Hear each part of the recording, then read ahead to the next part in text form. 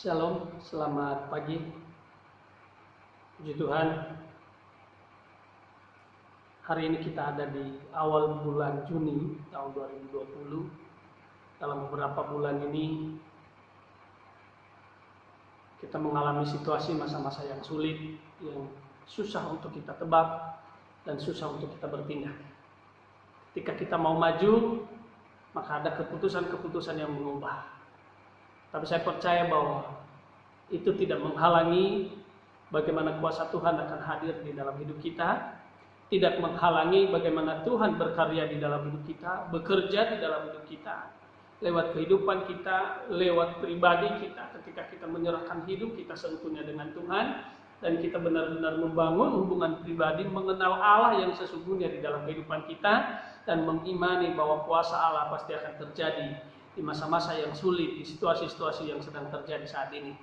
Kalau beberapa hari yang lalu sempat saya katakan bahwa tanggal 7 kita memulai ibadah, tetapi dengan berbagai macam yang harus menjadi pertimbangan, dengan keputusan-keputusan sehingga berubah, dan kembali saya akan melayani kita lewat YouTube hari ini. Dan saya percaya bahwa itu tidak menjadi kendala, itu tidak menjadi satu penghalang semangat kita, sukacita kita untuk kita tetap bersama-sama dengan Tuhan, untuk kita tetap memuji dan memuliakan Tuhan. Hari ini saya berbicara tentang kuasa Allah. Tentunya kita di tempat ini mengetahui, semua kita yang mendengarkan firman Tuhan hari ini tentang kuasa Allah, tentunya kita semua orang-orang percaya mengetahui bahwa Allah itu berkuasa atas hidup kita, dan kuasa Allah tidak pernah terbatas oleh ruang dan waktu, oleh keadaan, situasi dan kondisi. Tetapi Allah benar-benar menyatakan kuasanya. Akhir-akhir ini banyak orang rindu mengalami kuasa Tuhan. Dan ketika kuasa tak kunjung datang dalam hidup mereka, mulai mereka meragukan kuasa Allah. Mulai mereka berpikir tentang kuasa Allah, apakah itu Allah itu berkuasa atau tidak. Hari-hari ini banyak orang Kristen, bukan hanya orang di luar Kristen, bukan hanya orang yang tidak percaya, tetapi orang-orang yang percaya kepada Yesus pun, yang kepada Tuhan pun akan mulai meragukan kuasa Allah. Di saat-saat mereka ada dalam situasi-situasi yang genting, di saat-saat mereka ada di dalam situasi-situasi yang sulit, mereka mulai meragukan kuasa Allah, karena mereka merasa bahwa Allah tidak ada di dalam hidup mereka, sehingga mereka ada di dalam satu posisi-posisi tertentu yang mungkin mereka tidak berdaya lagi. Hari ini saya bagikan bagi kita dua hal tentang kuasa Allah untuk nyata di dalam hidup kita. Yang pertama adalah, apa yang menghalangi kuasa Allah itu nyata dalam hidup kita. Banyak orang yang mulai bertanya tentang kuasa Allah. Banyak orang yang mulai berpikir, memang banyak orang percaya bahwa kuasa Allah itu ada. Memang mereka percaya bahwa Allah itu berkuasa atas hidup mereka. Allah berkuasa atas hidup ini, atas segala kuasa-kuasa apapun. Bahkan di segala kolong langit ini Allah itu berkuasa atas hidup kita. Tetapi ketika mereka melihat situasi dan kondisi masa-masa sulit yang mereka hadapi, mereka memulai meragukan kuasa Allah. Mereka mulai bimbang tentang kuasa Allah, dan mereka mulai melarikan diri. Mereka mulai mencari apa yang bisa menolong dan melindungi mereka. Hari ini apa yang menghalangi kuasa Allah nyata dalam hidup kita? Yang menghalangi kuasa Allah nyata dalam hidup kita adalah bagaimana kita, pengenalan kita akan Dia. Ketika kita mengenal Allah kita secara pribadi, ketika kita melihat Tuhan kita secara pribadi, mengenal pribadi Allah kita yang Maha Kuasa itu dalam hidup kita, maka itu akan menjadi penghalang bagi hidup kita. Bangsa Israel waktu mereka keluar dari tanah Mesir tidak mengalami kuasa Allah dalam hidup mereka karena kurangnya pengenalan mereka akan Allah, sehingga ketika mereka ada di masa-masa yang sulit, dengan gampang mereka meninggalkan, dengan gampang mereka melupakan kuasa Allah yang sudah Allah kerjakan dalam hidup mereka. Berbagai macam yang Tuhan kerjakan dalam hidup mereka. Mereka mulai dibebaskan dari tanah Mesir menuju ke padang gurun, dengan berbagai macam kuasa Allah akan nyata di dalam perjalanan mereka. Tetapi ketika mereka ada di masa-masa yang sulit, mereka dengan gampangnya melupakan itu dan mengkhianati Tuhan. Mereka dengan gampang meninggalkan itu dan melupakan apa yang Tuhan kerjakan dalam hidup mereka. Banyak orang Kristen yang tidak mengalami kuasa Allah dalam hidup mereka karena mereka melupakan akan Allah. Banyak orang Kristen yang tidak mengalami kuasa Allah nyata dalam hidup mereka karena mereka tidak mengenal Allah yang sesungguhnya di dalam hidup mereka.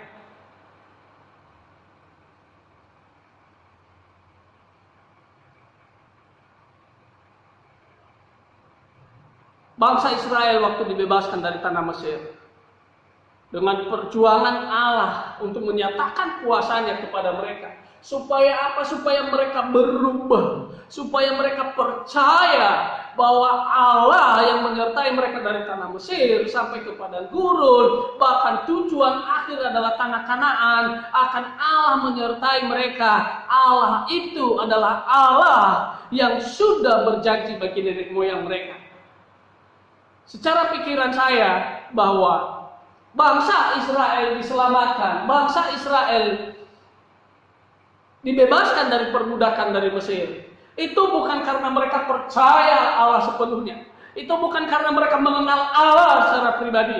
Tetapi semata-mata karena perjanjian antara Allah dengan nenek moyang mereka, yaitu Abraham, Ishak, dan Yakub.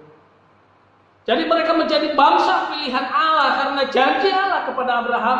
Abraham tidak pernah mengingkar janji kepada Tuhan, dan Tuhan juga hal yang sama, tidak pernah mengingkar janji kepada Abraham bahwa Abraham akan menjadi bapa dari segala bangsa. Tetapi secara pribadi bangsa-bangsa Israel yang mau dipimpin dari tanah Mesir menuju kepada tanah Kanaan, mungkin mereka tidak mengenal Allah secara pribadi. Mereka hanya sekedar mendengar Allah itu esa, Allah itu ada, Allah itu berkuasa. Tetapi mereka tidak mengalami secara pribadi bagaimana hubungan mereka dengan Allah. Sehingga Allah yang berusaha untuk melakukan tanda-tanda bagi mereka, untuk melakukan mujizat demi mujizat bagi mereka. Mulai 10 tulah di tanah Mesir supaya Raja Firaun membebaskan mereka, sampai dengan menyeberang laut Teberau, dibelah dua untuk mereka melewati, dan di padang gurun mereka dikasih makan yang enak, di padang gurun mereka dikasih minum yang enak, di siang hari ada tiang awan melindungi mereka, dan di tiang malam ada tiang api yang melindungi mereka. Tetapi ketika mereka ada di dalam masa-masa yang sulit, ada di padang gurun, mereka mulai berkata, lebih enak tinggal di Mesir jadi budak daripada kami mati di padang gurun ini. Karena kurangnya pengenalan akan Allah. Yang menghalangi kita untuk tidak mengalami mujizat Allah atau kuasa Allah nyata dalam kehidupan kita adalah kekhawatiran yang berlebihan akan menghalangi kita untuk mengalami kuasa Allah. Kekhawatiran yang berlebihan, ketakutan yang berlebihan akan menghalangi kuasa Allah nyata dalam kehidupan kita. Walaupun terus-menerus mujizat dalam tanda-tanda akan terjadi kuasa Allah dalam hidup kita, tetapi kita dengan gampang melupakannya karena kekhawatiran dan ketakutan kita melebihi daripada kuasa Allah dalam hidup kita. Itu akan menjadi penghalang bagi kita untuk mengalami kuasa Allah. Itu akan menjadi penghambat bagi kita untuk kita mengalami keajaiban-keajaiban dari Allah. Sehingga hari ini ketika kita mengalami kuasa Allah, besoknya akan terjadi lagi, kita khawatir lagi, dan itu akan membuat kita tidak mengalami kuasa Allah dan tidak mengingat bahwa kemarin Tuhan menolong kita. Kalau kemarin kita bisa makan dari pagi sampai sore, kenapa hari ini kita tidak bisa makan? Hanya karena kuasa Allah pasti akan terjadi. Tetapi kebanyakan orang tidak melihat itu, menganggap itu adalah hal sepele. Menganggap itu adalah bahwa mereka karena mereka bekerja, karena mereka punya kekuatan sendiri, sehingga mereka bisa melakukan hal itu. Tetapi mereka melupakan bahwa itu adalah kuasa Allah dalam hidup mereka. Allah berusaha menyadarkan bangsa Israel dengan berbagai tanda dan mujizat supaya mereka percaya bahwa Dia adalah Allah nenek moyang mereka, namun dengan kekhawatiran dan ketakutan bangsa Israel membuat mereka melupakan kuasa Allah yang bahkan mereka ingin kembali ke Mesir menjadi budak. Bilangan 14 ayat 11, Tuhan berfirman kepada Musa, berapa lama lagi bangsa ini menista aku? Dan berapa lama lagi mereka tidak mau percaya kepadaku, sekalipun sudah tanda dan mukjizat yang aku lakukan di tengah-tengah mereka. Orang Israel susah percaya. Orang Israel terkenal dengan tegar tengkuk mereka, dengan kedegilan hati mereka. Mereka menyakitin hati Allah. Mereka melukai hati Allah. Mereka tidak percaya kepada penyertaan Allah. Bahwa kalau mereka bebas dari tanah Mesir, di padang gurun pun Tuhan sanggup menolong mereka. Tetapi mereka dengan gampang melupakan itu. Bahkan memiliki kerinduan untuk kembali ke Mesir, untuk menjadi budak. Hal yang kedua adalah kapan kuasa Allah itu dinyatakan dalam hidup kita. Dalam Matius 17 ayat 20, ia berkata kepada mereka, karena kamu kurang percaya. Sebab aku berkata kepadamu, sesungguhnya sekiranya kamu mempunyai iman sebesar sebiji sesawi saja, kamu dapat berkata kepada gunung ini, pindah dari tempat ini ke sana, maka gunung ini akan pindah dan tak akan ada yang mustahil bagimu. Hal yang kedua yang membuat menyatakan kuasa Allah dalam hidup kita adalah iman kita. Ketika kita memiliki iman, pengharapan kepada Yesus, ketika kita memiliki iman kepada Allah, maka kuasa Allah akan dinyatakan dalam hidup kita. Matius 5 ayat 28, sebab katanya, asalku jamah jubahnya, aku akan sembuh. Seorang perempuan yang sudah sakit pendarahan selama 10 tahun, hanya dengan iman dia mau menjamah jubah Yesus, dia akan sembuh. Imanmu menghadirkan kuasa Allah dalam hidupmu. Keyakinanmu dan pengenalanmu dengan pribadi Allah akan mendatangkan kuasa Allah dalam hidupmu. Menghadirkan kuasa Allah dalam hidupmu. Markus 5 ayat 22 dan 23, seorang kepala rumah ibadat datang kepada Yesus memohon supaya anak perempuannya disembuhkan. Dia yakin ketika Yesus meletakkan tangannya di atas anak perempuannya itu, maka anak perempuannya akan sembuh dan hidup kembali. Iman yang mendatangkan mukjizat, iman yang mendatangkan kuasa Allah terjadi di dalam setiap kehidupan kita. Tetapi ketika kita dipenuhi dengan keraguan-raguan, kita dipenuhi dengan kekhawatiran, maka kuasa Allah itu tidak pernah terjadi dalam hidup kita. Bapak Ibu yang terkasih dalam nama Tuhan Yesus Kristus, di situasi-situasi yang terjadi saat-saat ini, kita harus memiliki iman yang kuat dengan Tuhan. Kita harus meyakini bahwa kuasa Allah itu akan nyata. Ada waktunya akan tiba, Allah akan memperbaharui situasi ini, memulihkan situasi yang kita hadapi saat ini, dan kita hidup di dalam kemenangan, hidup di dalam sorak-sorai di mana Allah membebaskan umatnya di dalam segala siksaan dan situasi-situasi yang masa-masa sulit.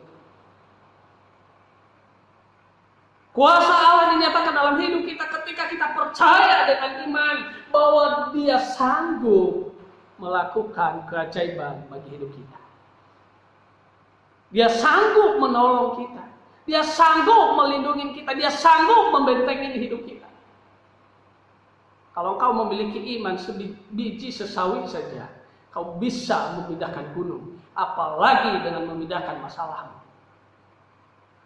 Kuasa Allah akan nyata ketika kau memiliki iman. Matius 8 ayat 5 sampai dengan 13, di ayat 13 berkata, lalu Yesus berkata kepada perwira itu, pulanglah dan jadilah kepadamu seperti yang kau percaya. Maka saat itu juga sembuhlah hamba-Nya. Di dalam ayat 5 sampai dengan 12 menceritakan percakapan tentang dari Yesus dengan seorang perwira yang besar, yang sangat terkenal. Tetapi dengan kerendahan hati seorang perwira yang hebat, dia datang kepada Yesus dengan iman percaya bahwa Yesus tanpa datang ke rumahnya pun sanggup menyembuhkan seorang hambanya yang sedang terbaring sakit dan hampir mati di rumahnya. Dia meyakini bahwa Yesus yang ada di situ adalah penuh dengan kuasa Allah. Yesus yang ada di situ hanya dengan kata-kata, hanya dengan dia imani bahwa kuasa Yesus sanggup menyembuhkan seorang hambanya yang ada di tempat yang tidur yang sakit, maka itu akan terjadi. Hari ini banyak orang percaya, kadang-kadang meragukan kuasa Allah. Bahkan banyak orang percaya merindukan untuk berjumpa langsung tatap muka dengan Allah. Baru mereka percaya bahwa ada kuasa Allah itu nyata dalam hidup mereka. Tetapi hari ini saya ajak kita miliki iman yang kuat untuk menghadirkan kuasa Allah dalam hidup saudara. Miliki iman yang kuat untuk menghadirkan kuasa Allah nyata di dalam setiap persoalan saudara.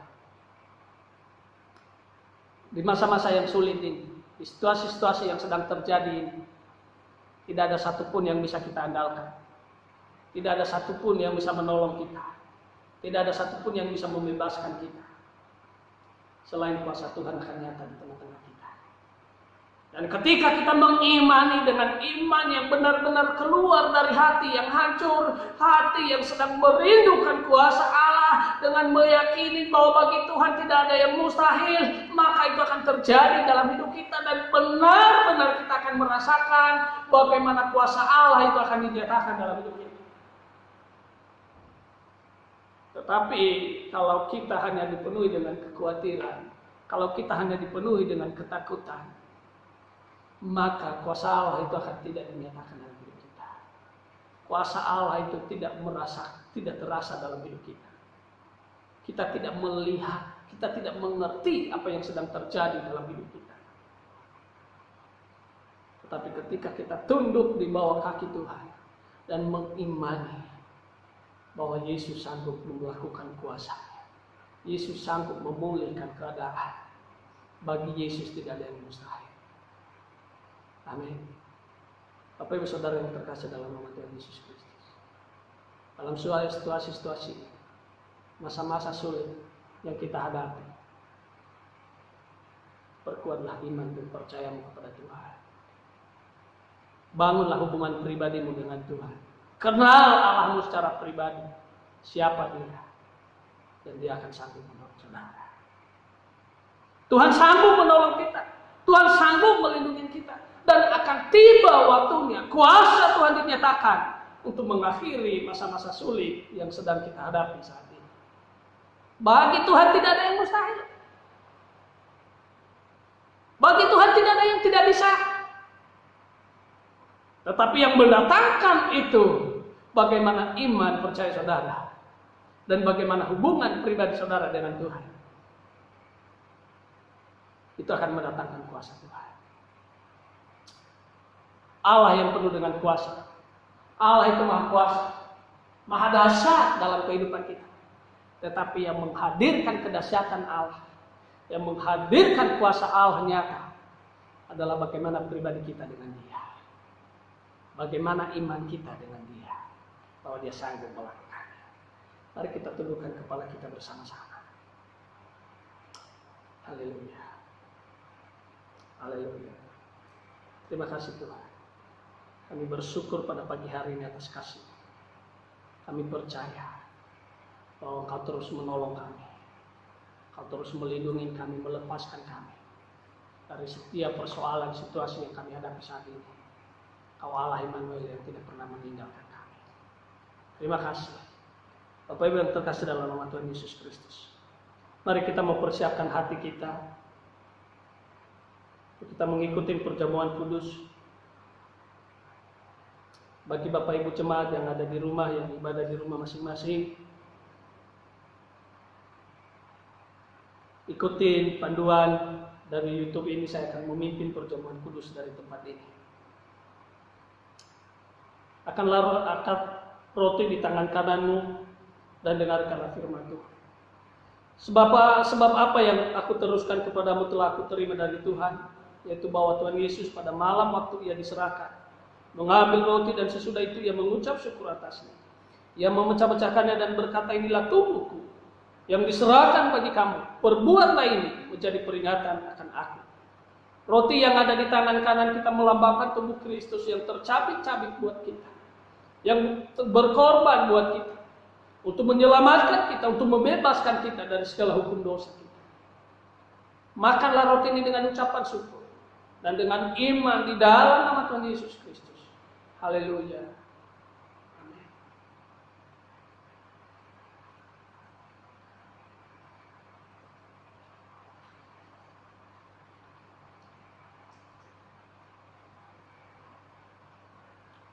Angkat cawanmu di tangan kananmu dan dengarkanlah firman Tuhan. Demikian juga ia mengambil cawan lalu berkata, cawan ini adalah perjanjian baru yang dimeteraikan oleh darahku. Perbuatlah ini setiap kali kamu meminumnya, menjadi peringatan akan aku. Anggur yang ada di tangan kanan kita melambangkan darah Kristus yang tercurah dari salib untuk menyucikan, menguduskan kita dan membuat kita menjadi baru dan membenarkan kita di hadapan Allah, menghapus segala dosa kita lewat darah Kristus yang tercurah bagi kita, pengampunan atas dosa kita, dan keselamatan itu akan terjadi di dalam setiap kehidupan kita. Mari kita minum dengan ucapan syukur dan dengan iman di dalam nama Tuhan Yesus Kristus.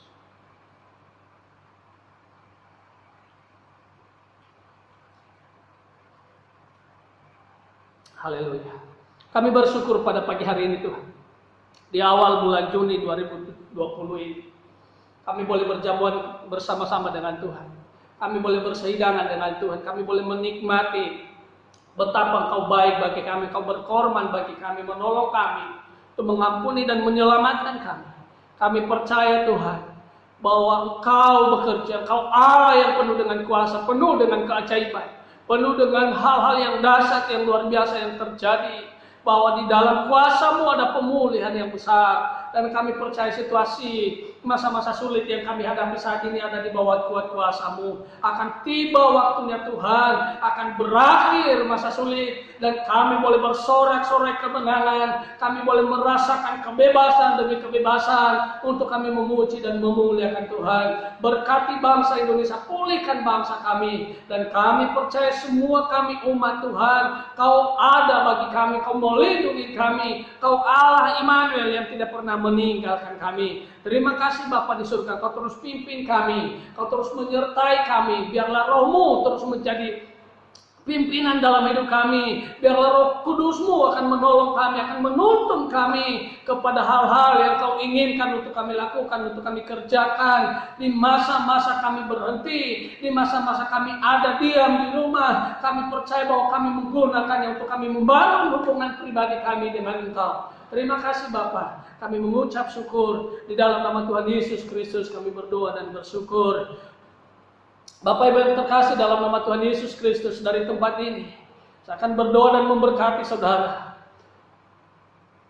Terimalah berkat daripada Allah Bapa, cinta kasih daripada Yesus Kristus, persekutuan daripada Roh Kudus akan menyertai kita dari sekarang sampai dengan selama-lamanya. Di dalam nama Tuhan Yesus Kristus, kesehatan terus, kekuatan akan terus menjadi hikmat di dalam kehidupan saudara dan kehidupan kita semua, dimanapun kita berada dan dimanapun kita pergi. Nama Tuhan dimuliakan, nama Tuhan akan ditinggikan. Kota benteng perlindungan bagi kita adalah Yesus Kristus. Terima kasih. Haleluya. Haleluya. Amin.